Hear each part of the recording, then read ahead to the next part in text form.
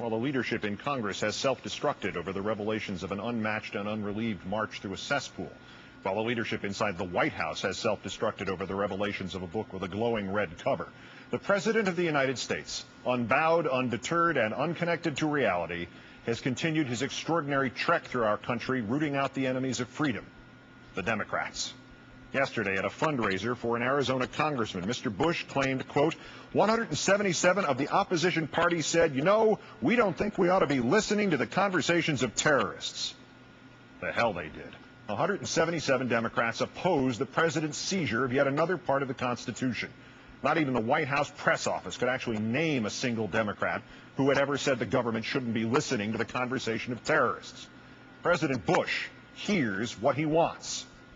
Tuesday, at another fundraiser in California, he had said that Democrats take a law enforcement approach to terrorism. That means America will wait until we're attacked again before we respond. Mr. Bush fabricated that, too, and evidently he has begun to fancy himself as a mind reader. If you listen closely to some of the leaders of the Democratic Party, the president said at yet another fundraiser Monday in Nevada, it sounds like they think the best way to protect the American people is wait until we're attacked again. The president does not just hear what he wants. He hears things that only he can hear. It defies belief that this president and his administration could continue to find new, unexplored political gutters into which they can wallow. Yet they do. It is startling enough that such things could be said out loud by any president at any time in this nation's history.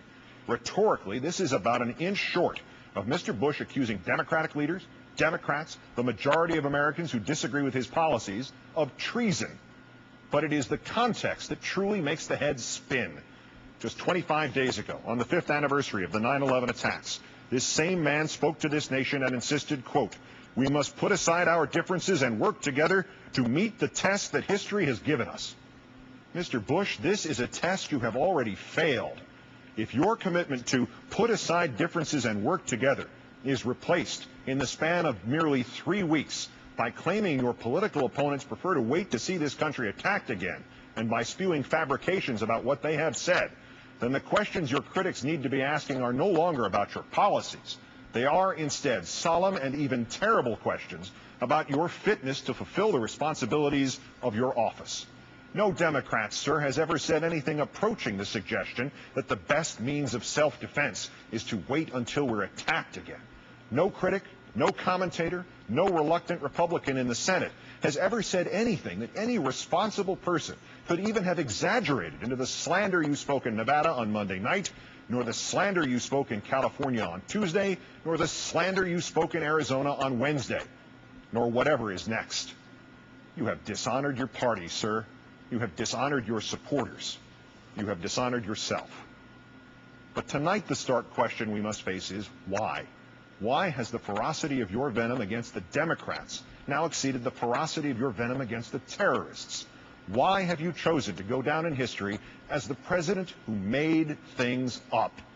In less than 1 month, you have gone from a flawed call to unity to this clarion call to hatred of Americans by Americans. If this is not simply the most shameless example of the rhetorical political hackery, then it would have to be the cry of a leader crumbling under the weight of his own lies. We have, of course, survived all manner of political hackery of every shape, size, and party. We will have to suffer it for as long as the republic stands. But the premise of a president who comes across as a compulsive liar is nothing less than terrifying.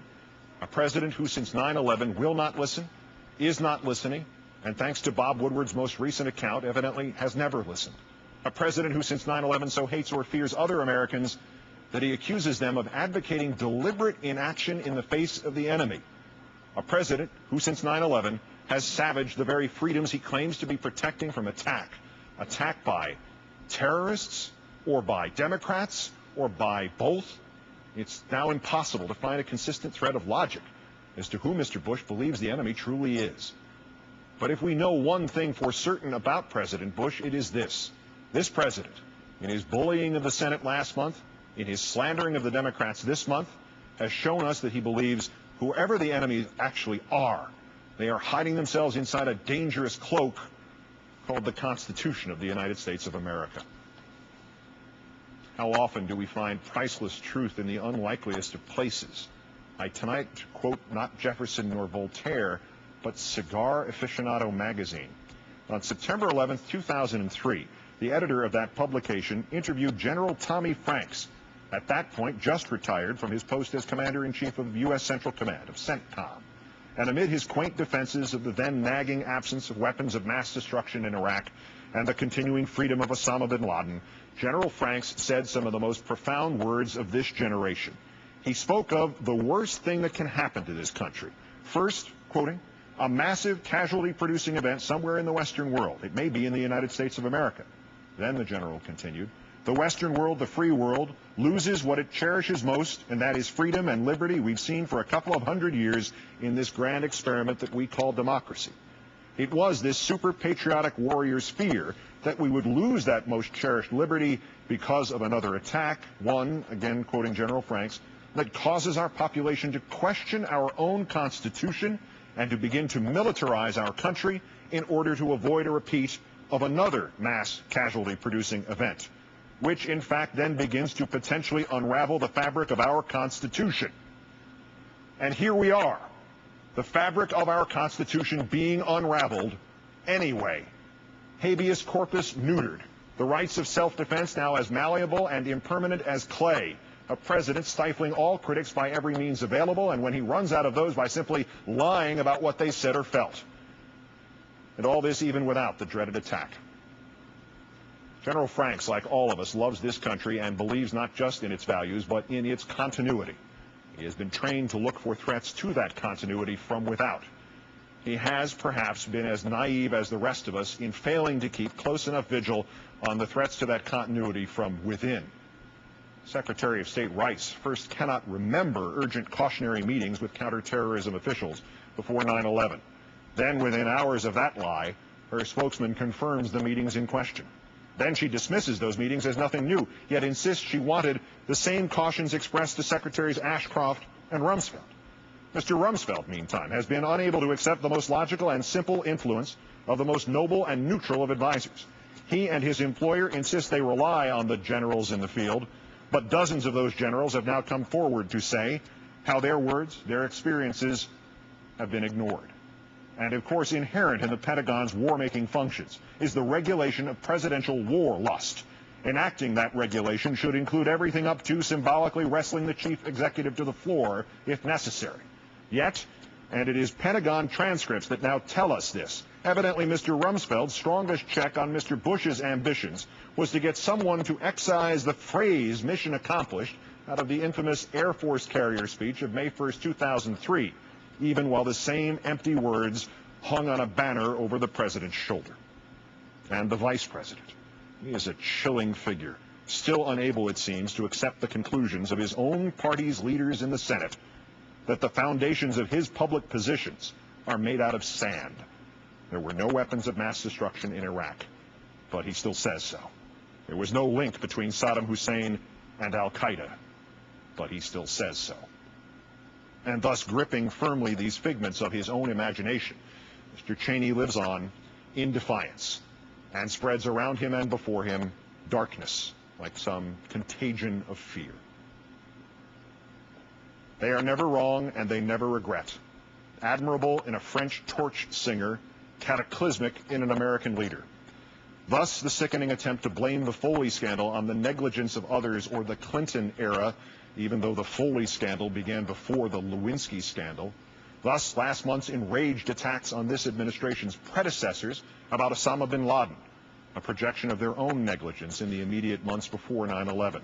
Thus, the terrifying attempt to hamstring the fundament of our freedom, the Constitution, a triumph for Al-Qaeda, one the terrorists could not hope to achieve on their own with 100 9/11s. And thus, worst of all, perhaps, these newest lies by President Bush about Democrats choosing to await another attack and not listen to the conversations of terrorists. It is the terror and the guilt within your own heart, Mr. Bush, that you redirect at others who simply wish for you to temper your certainty with counsel. It is the failure and the incompetence within your own memory, Mr. Bush, that leads you to demonize those who might merely quote to you the pleadings of Oliver Cromwell. I beseech you, in the bowels of Christ, think it possible you may be mistaken. It is not the Democrats whose inaction in the face of the enemy you fear, sir. It is your own before 9/11, and you alone know this, perhaps afterwards. Mr. President, these new lies go to the heart of what it is that you truly wish to preserve. It is not our freedom, nor our country.